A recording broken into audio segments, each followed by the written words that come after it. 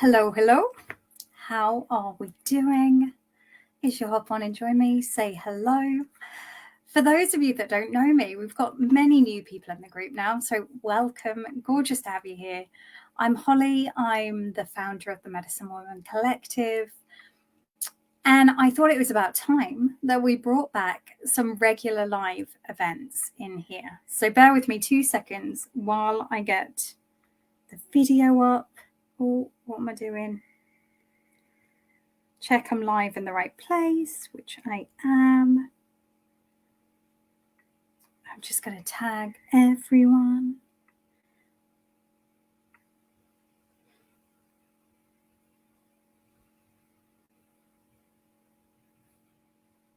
Oh, it's not letting me do that. Do you know, lovelies? I've had a week. I won't lie. I'll update you in a moment. Bear with. Yeah, it's not letting me tag everyone. How annoying. Okay. Well, I'll do it afterwards. But welcome. Hope you're doing okay. Hope you have had a good week. I have had. Hey, Louise, gorgeous. Lovely to have you here.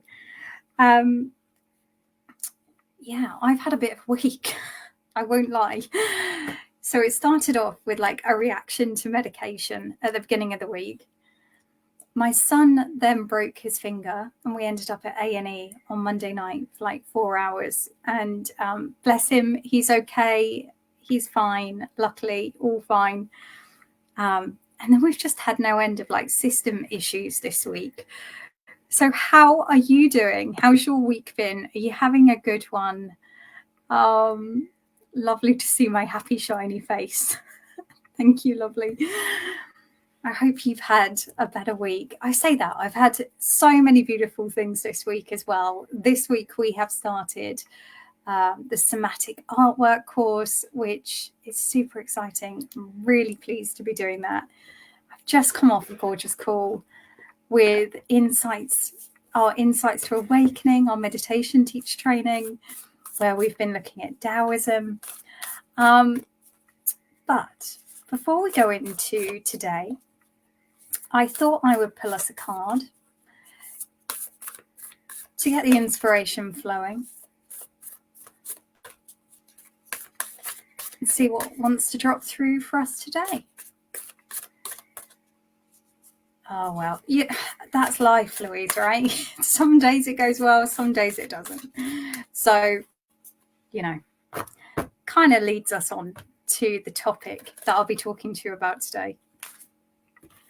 Ooh, your card today is, I can't do that very well, is White Witch, be the light. Now, what I would ask you to do is to consider what that might mean for you. When it comes to cards or symbolism or messages that we receive, often we want to get some external symbolism. But actually, our subconscious mind knows exactly the message that we need to take from that. So, White Witch, be the light. Beautiful card, actually. And I was laughing before I came on because of my lighting. I seem to have two shadows, which makes me look a little bit like Hecate, like the triple goddess. Kind of enjoying it. Anyway, so let's dive into this idea of intentional living. I know, isn't it brilliant? I'm the triple goddess. And why have I put these sessions in, and why have I called them intentional living? I'll be honest, it was off the back of a couple of posts that I saw from coaches recently. And don't get me wrong, I love the coaching industry. I love coaching. It's a big part of what I do. I absolutely adore it. It's been such a powerful modality in my life. But one of the things that's been really aggravating me a little bit recently is when I've been seeing posts, and there seems to be a few posts that have been going around recently that I've seen, that there's this kind of undertone in the self-help, wellness, coaching industry that is giving this message that who you are is not enough, that you need to be more disciplined, more committed, more structured, more, more. And actually what I know, and when I say I know this, I mean this, when something is just complete truth, your body just goes, yes, that's exactly, that's it, that's it. And you get like a whole body response.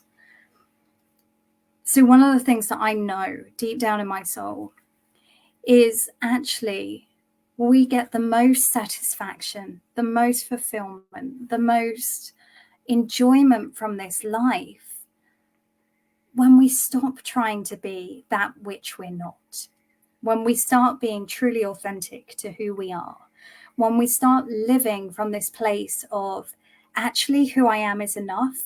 And when I operate from my place of enoughness, when I own my gifts, when I make the most of my strengths, when I create a life around that which I value and that which fills me up and that which inspires me and causes me to have like passion and excitement, when we live from that place, then life feels much better.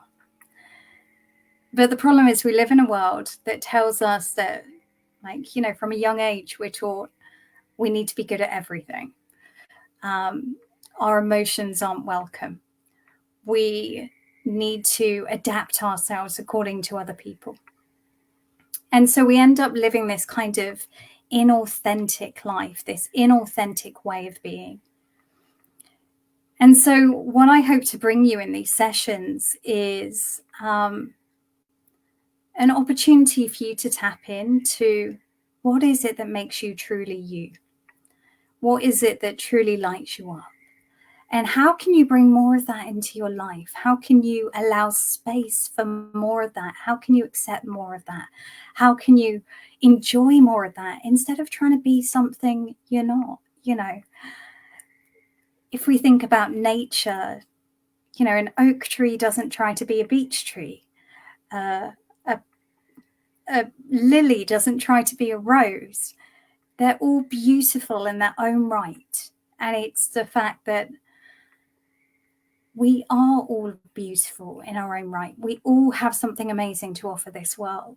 If only we gave ourselves the opportunity to really allow that to shine, to really own that, to really bring that into existence. So that is what I'm hoping to give you as part of these sessions, some perspective shifts, some opportunities to check in with yourself, some opportunities to meditate, journal. I love my modalities, so we'll be diving into all of that. But first of all, I wanted to go into a concept which could either be deemed extremely morbid or extremely inspiring. So we'll see how it goes. Oh, hi, Sarah, lovely. Hope you are doing well. What was that? The second you held up the owl card, it powerfully guided you and keeps appearing. I do love a barn owl, don't you? It reminds me, for me, a barn owl reminds me of my grandma. It's amazing how things take you back. When I was a kid, my grandma used to have this like little chair. I'm going off topic here, but this little chair, and it had a barn owl cushion on, and it was by like the fireplace. And I remember sitting there as a kid. So when I saw that, the first thing I thought about was my grandma, and my grandma was amazing, fabulous woman, extremely strong-minded, ahead of her time in terms of women empowerment. But yeah, I would love to know what the owl means for you. Louise, you are enough. is a powerful one. It's something you've been seeking to fill your life, authentically being enough in who I am and not seeking the validation from others. Exactly. And here's the thing, we know this, right? We set the tone for the rest of the world. So if we accept who we are, and that doesn't even mean that, when I say accept, this isn't about thinking you're better than anyone else, right? It's accepting that I am the only person that can be me. I am perfect at being me. I'm not very good at many other things, but I'm perfect at being me. And when we can accept who we are, you know, the good, the bad, the ugly, and see the beauty in all of that, then that's when the magic really starts to happen. So I wanted us to start today with a bit of a kind of perspective shift. We've got this really funny thing as humans where we seem to forget that we've got an expiry date. And that, again, this can seem like a really morbid concept, but bear with me. And there's a reason, right? In like many Buddhist practices, also other lineages, where they will meditate on this idea of impermanence and the impermanence of us particularly. Because for me, when I consider that actually I'm only here for a really, really short space of time, you know, whether you believe in multiple lifetimes, whether you believe in heaven or what have you, in terms of my time in this body as Holly, this is like a drop in the ocean compared to like the universe, right? The ever expanding universe, and the fact that, you know, life has been on the planet for billions of years, and at best, you know, I'm going to get what, 80, 90 years, and let's be honest, half of that is gone. And when I think about that, you know, I may only have 30 or 40 summers. Like, seriously, let that sink in. The fact that you may have, you know, whatever that is for you, 10, 20, 30, we don't even know, right? It could be even far less than that. But I do wonder if we had like a little watch that told us how much time we had left, whether we would be choosing to live very differently. And as I was thinking about this concept, it got me thinking about, has anyone ever read that book, which is like the regrets of the dying? Again, that can sound quite morbid. But the truth is, there's a lot of wisdom in that, right? There's a lot of lessons that we can learn from people that have got to the end of their life and gone, do you know what? I wish I'd done these things differently. So I wanted to go through those things with you today as a way to start getting that mind thinking about, okay, if I consider this concept of my own impermanence, and I may not have long to enjoy this experience and to make the most of every moment that is available to me, the sacredness of this day, of this moment. If I think about that concept, what would I be doing differently here and now? Louise, self-acceptance is knowing you are not without flaws, and that's okay. You're far from perfect. Yeah, but you're perfect at being you, right? There's nothing to compare to. You don't have to be anyone else. You don't have to be like that person because they're not you. And that's the beauty of it. So let's have a look at what were the top. I know this is quite a deep subject for a Friday afternoon, but bear with me, lovelies. What were the top regrets of people that were dying? Number one was, I wish I had the courage to live a life that was true to myself and not the life that was expected of me. Whew. That feels like a huge one, right? And I've had this revelation a number of different times in my life. I'm sure you have as well. I know when I came out of my first marriage thinking, oh my God, why did that go on so long? No offense to that person, but literally we were flogging a dead horse for a really long time.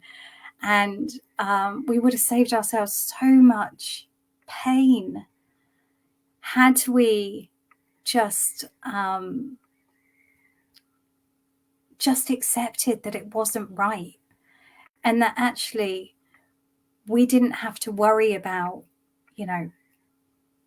judgment if we got divorced, or, all the other things that we worry about, what effect is that going to have on the kids, and does that make me a bad person, and I've got to give up my expectations of this 2.4 children existence.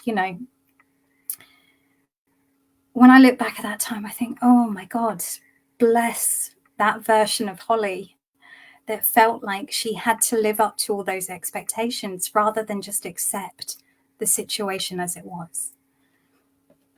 I also had this in terms of my career, when my health went out the window and I had to take a long, hard look at my life and how I was living it.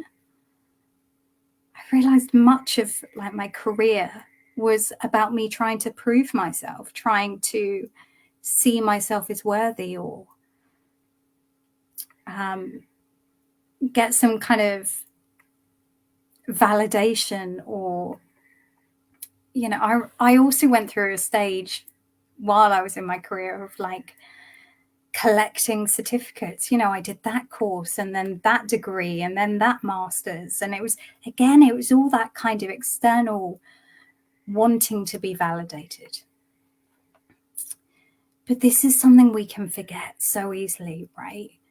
When we're living our life, it is so easy to get pulled into what society says we should do, how we should live our life, what that should look like. And this extends to every area, how we should parent, what our relationship status should be, who we should love, how we should love them, the career we should follow, whether or not we buy a house, all of these things. Because I'll be it's one of the things I've been thinking about recently. We bought this house, the house we're in at the moment, a few years ago. And there's a part of me that's wondering whether that decision to buy the house was because society tells us that's what we should do. Whereas actually, when I think about now, I think I would prefer the freedom of not owning property and actually renting or traveling. So it's an opportunity for us to really check in with ourselves and think, okay, so where in my life may I be living according to conditioning, according to other people's expectations, perhaps what your parents told you should do as a career, or how you should earn or spend your money. It can be, this can be a real kind of sticky one to try and unpick.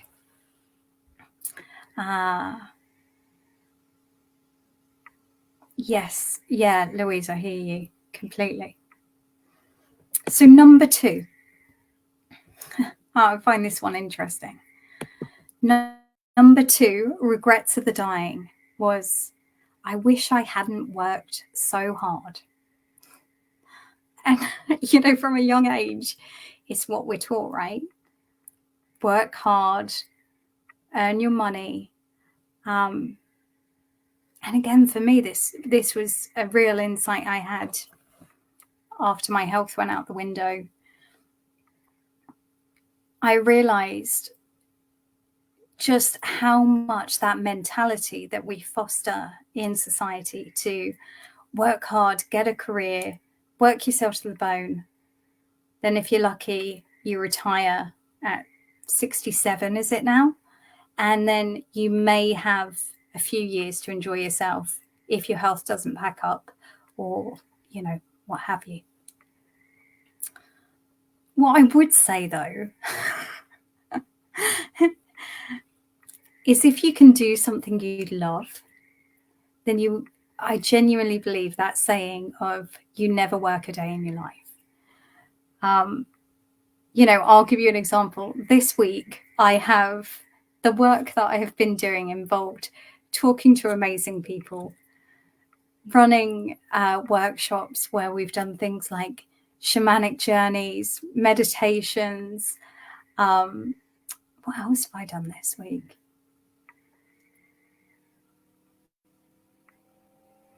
God, that's really bad, isn't it? I can only remember the past 2 days. But those 2 days alone, that doesn't feel like work, right? And I love what I do. But we're taught from such a young age that this is the path that we follow. We train in a career, or we go out and get a job. We do that thing for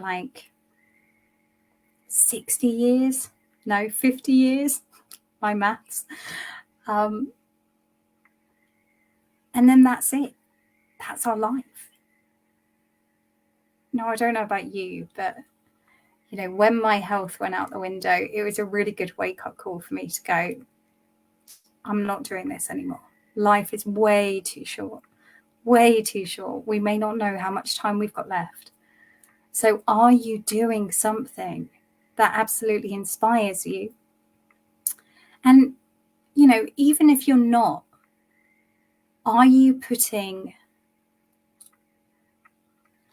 the effort into it that, too much effort, too much seriousness? Are you taking it too seriously? How often do we take ourselves too seriously in this life? Completely agree, Louise. So that was number 2. Number 3, interesting one. I wish I had the courage to express my feelings. Just sit with that for a moment. And start thinking about what are the feelings that perhaps you're not expressing right now. What are those things that you're not saying because you want to avoid conflict?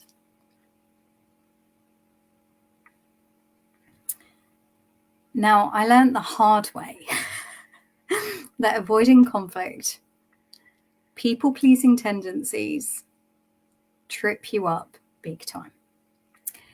They tend to result in resentment. They tend to ruin relationships. It doesn't make you a good person, no matter what you're trying to tell yourself.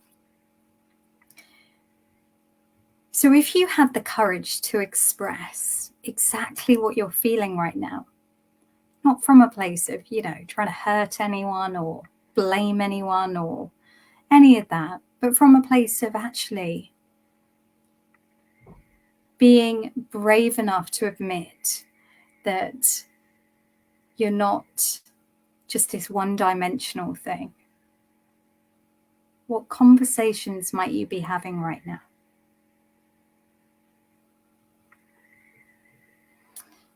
Now, I think we get better at this with age anyway. I don't know about you, but I think in my 20s, I was more concerned about being the people pleaser. And I think this is one of the amazing things about aging. And we don't talk about the benefits of aging enough, right? Especially as women, we're too busy trying to hold it back or, keep our bodies like they were in the 20s. Oh no, I froze. Oh, hopefully I'm back. But yeah, this is one of the benefits of aging, right? That I think as we get older,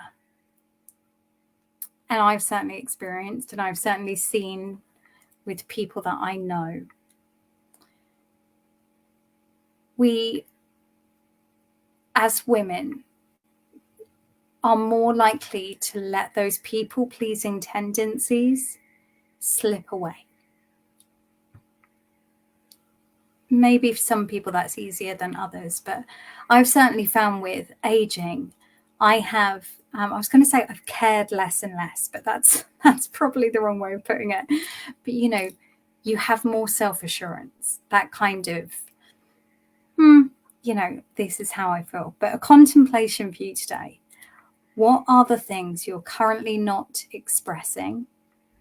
And thinking about why that might be. Bearing in mind, this is one of the main regrets of the dying. Number 4. I wish I had stayed in touch with my friends. The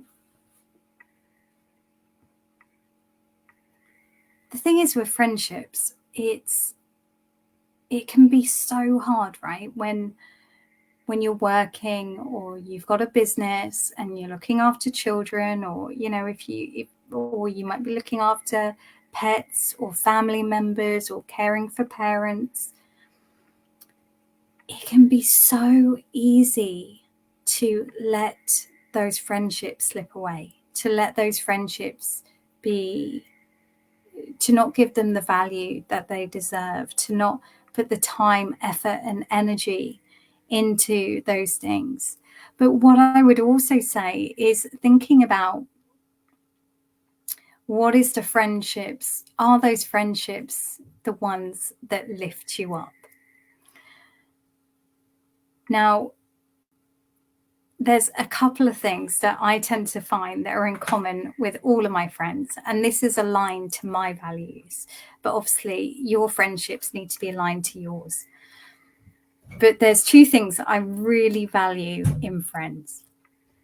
One is honesty. My friends tend to be quite blunt, direct, to the point. I cannot be doing with like trying to figure people out, or the empaths amongst you will get this. There's nothing more frustrating, right, than someone saying something to you and their energy is saying something different. So for me, that is my number 1 value when it comes to friendships. My number 2 is someone that I can have a good laugh with. So these are my top values when it comes to friendships. But what I would invite you to do is to think about, what is it that you really value from your friends? And this can give you an indication on which of your friendships are coming from a place of you've just known each other for so long that actually it's just become comfortable, and which of those friendships are really serving you. Because one of the things that I've noticed as I've got older is actually, although my friendship circle may have shrunk, actually that's probably not true. Is that true? I don't know. My close friendships, that circle of friends has shrunk. But the truth is, the quality of those friendships is like 10 times higher than it ever was. So it's not, I think when we're younger, we do that thing where we just want to like it, or we want everyone to like us. We want to be the popular one. We want to be the one that people like and enjoy to be around. But then this thing happens as we age and we realize actually it's less about quantity and more about quality. But today, this number 4, is that number 4? I think it was number 4. It's about checking in. What is the quality of those friendships? Are you putting enough effort? Are you putting enough energy into nurturing those friendships? Bearing in mind that one day your circumstances may be different. You may have more time available, and those people may no longer be there. Those people may no longer be in your space because you haven't given it enough time and effort and energy. Relationships take time and effort and energy, right? And they'll go through phases. But there has to be this acceptance that with anything that's worth having, we have to put the effort in. Louise, lovely. You've lost friends along the way because of your health and having to cancel. Yeah, and that's the thing, right? If it was a proper friendship, would they have dropped away because of your health? Probably not. So actually, it kind of did you a favor. It kind of let you know it wasn't real. And now you have the opportunity to build something that is. Louise, you value loyalty, kindness, authentic people, someone who is your friend through the hard times and good, and have less friends, but they are beautiful people. Laughter is so important, as well as the tears. Yeah, and I like it when you combine the two. When you laugh so hard that you end up crying. To me, that's the sign of a good friend. If anyone can do that, I do love a good laugh. Okay, where do we get to? Number 5. I think this is the most important out of all of them. Actually, I don't know. Number 1 is pretty important, which is, I wish I allowed myself to be more happy. How often do we say to ourselves, I'll be happy when? I'll relax when? I'll enjoy my life when? And half the time we do this subconsciously and don't even realize we're doing it. It is so easy to take things for granted. It is so easy to forget all the good things that are going on in the world. We live in a world that loves to push the fear-mongering, that tells us all about the drama, that loves to tell us about how rubbish everything is. Or one of the things I've started doing on my social media actually is I love following comedians because I love to laugh. But also I love following good news stories. So there's like many accounts out there now that is just filled with good news stories, because it's so easy to think that we live in a world where nothing good happens, especially with like the wars that are going on right now and the just mindless destruction that's going on over, imaginary borders around the world. And it is so easy for us to forget that happiness is a state that we can choose to be in. It is something that we can choose to just bring into our day. No matter what is happening, no matter what is going on in our life. And, I'll give you an example. So yesterday, like I say, I've had a week where it's like, it just felt like one thing after the next thing after the next thing. And then yesterday we had no winter systems issues. And I logged on and I just had to laugh. Like literally, I physically laughed out loud because I just thought, it's just a bit funny now. It's almost like the universe is testing me. At the same time, I could have quite easily cried. So that's what I mean. It's our perspective that we're taking into things. I could, think it's Friday night and I've got no plans tonight. I could come at that from the perspective of it's Friday night, I've got no plans, how sad, how depressing. Honestly, I'm thinking it's Friday night and I've got no plans. I'm going to bed with a good book and a cup of tea. And do you see what I mean? It's about getting the juice out of life. We have the opportunity to get the juice out of life just by choosing to. Louise, when you're well, you'll be happy. When I sleep better. Yeah, we do it all the time.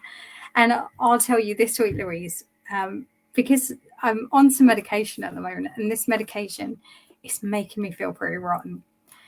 And I've had no end of problems with it. Like I know it's something that you struggle with, but it's been giving me insomnia. I've had like these really disgusting night sweat type things. I've been feeling like almost a bit drunk, like literally a bit drunk on this medication. And it got to like Tuesday, and I thought I could sit here and think about how rubbish this all is, or I could just accept. I could just accept that's where I am today. That's how I feel today. That's where we are today. And is there a way I could enjoy this? Is there a way I could get the most out of this? Is there a way I could like take the most out of this? So one of the things that I've noticed when I shifted my perspective into that, I realized that because of this like kind of drunk feeling going on, that actually this is like this perspective, this consciousness is really useful for my shamanic journeying right now. So when I'm already feeling quite lightheaded and a little bit woozy, shamanic journeys in this state are even more intense, even more powerful. So I've been doing more of that this week. I've been enjoying, I've been making the most of this drunk feeling and trying to get the most out of it. Yeah, I know.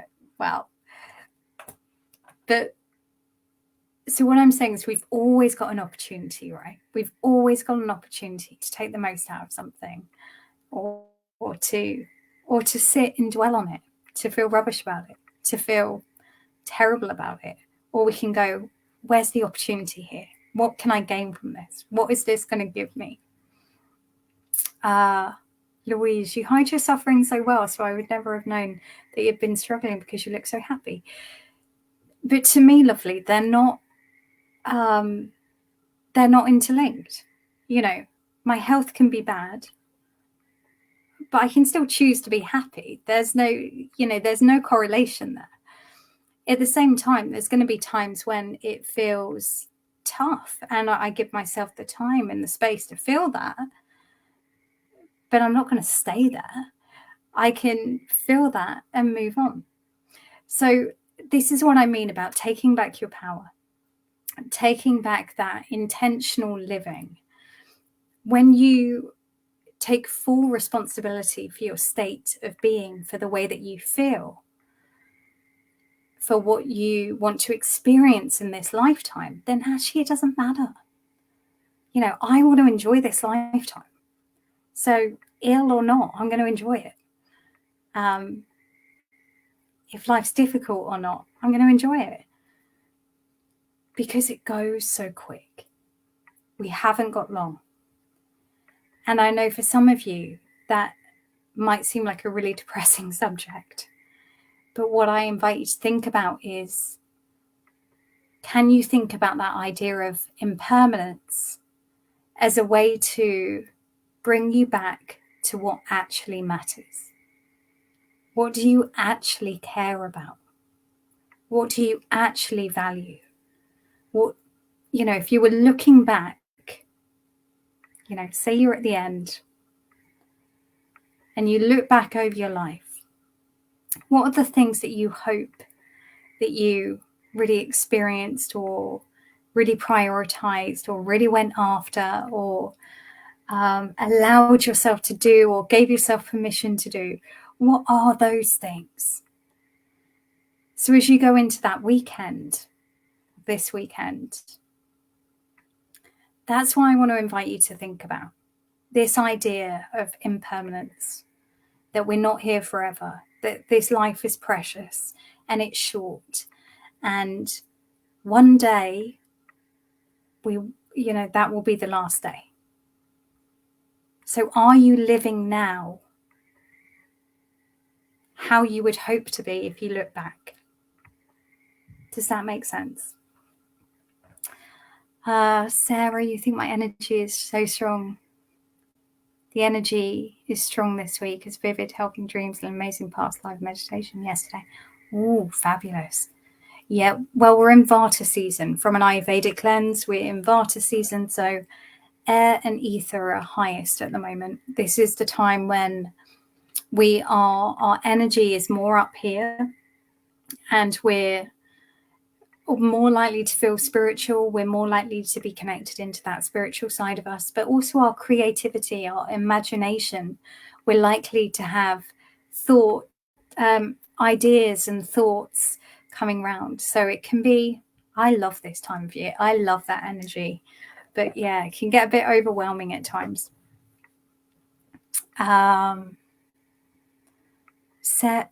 Louise, you wish you could be in that mindset. It's a choice, lovely. That's the thing to remember, is that our mindset is always a choice. And that doesn't mean that I don't have times where I slip out of that empowerment mindset. Of course I do. We're all human, right? We all fall into those days where it's like, oh, poor me, this sucks. We've all done it. But the question I come back to is this helping me right now? Is this serving me right now? Is this allowing me to get the most out of life right now? So it's an ongoing awareness, right? An ongoing awareness, coming back to yourself. Am I giving my power away, or am I owning my power? Am I owning the power I have over my mindset, over my mood, over what I choose to believe, over my perspective, over the way I choose to live? Am I owning that power? So that can be a good way to tap back in. Louise, you would value the kindness you've given and received from others, to know I've loved and been loved back. That's what I'd like to feel when I leave this earth. Beautiful. So go out and love as much as possible then, lovely.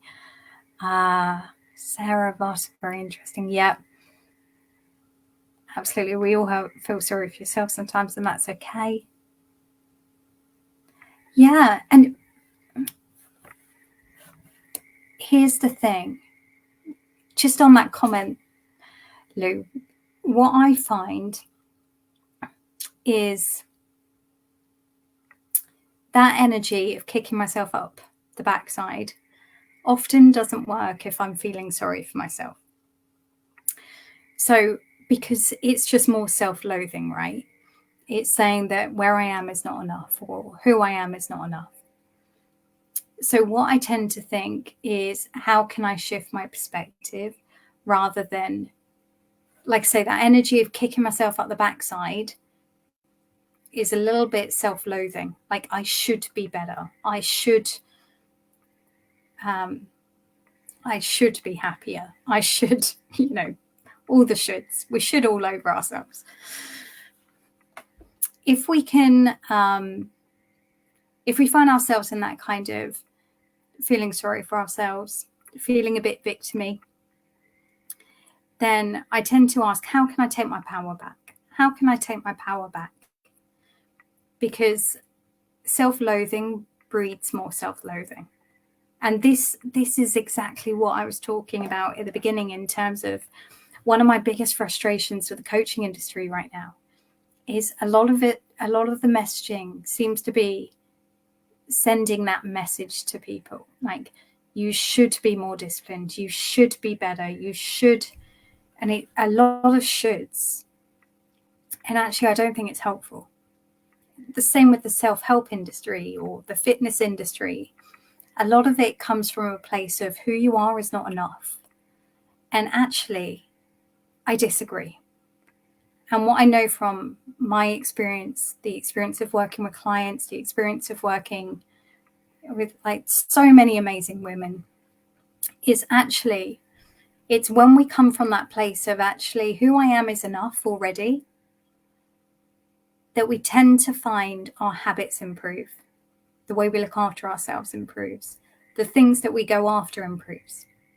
because we're not wasting our energy beating ourselves up trying to be something we're not, because that's just pointless. It's a complete waste of energy.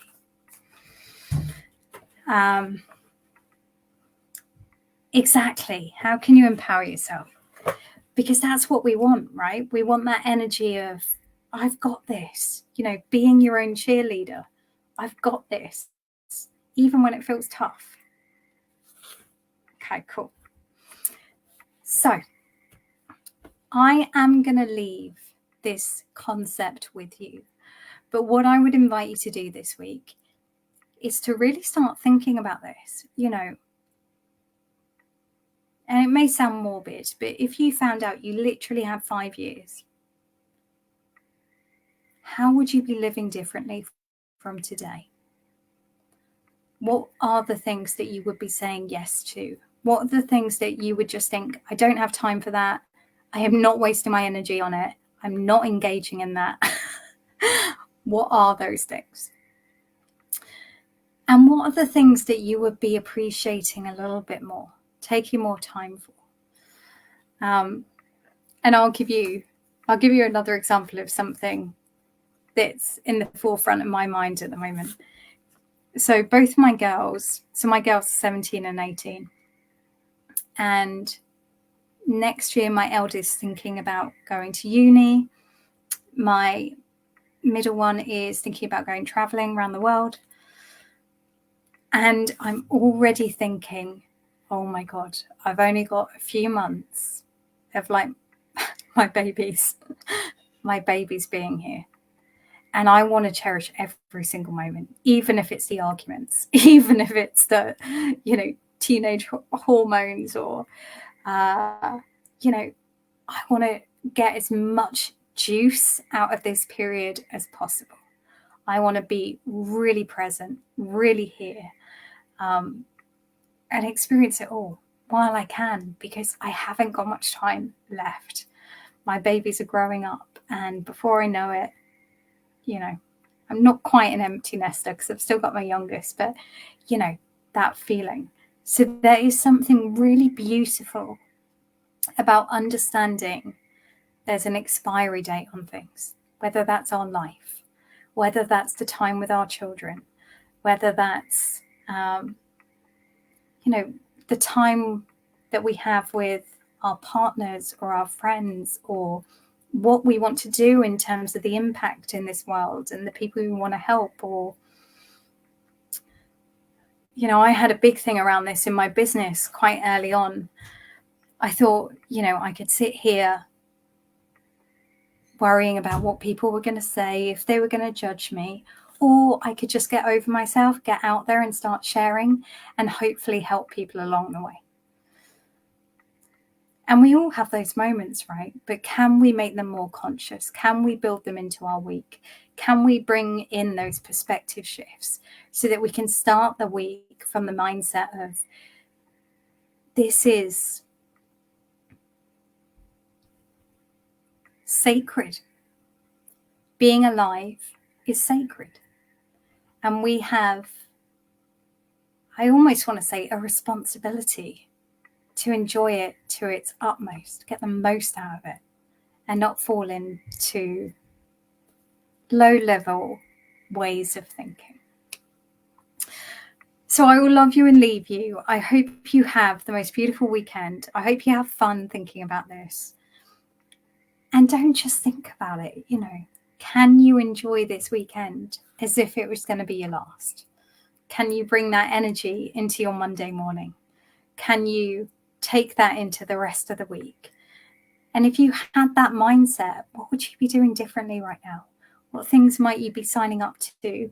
What things might you, what classes might you be joining? Or that gives you an insight into my mind. There's always more classes I want to join.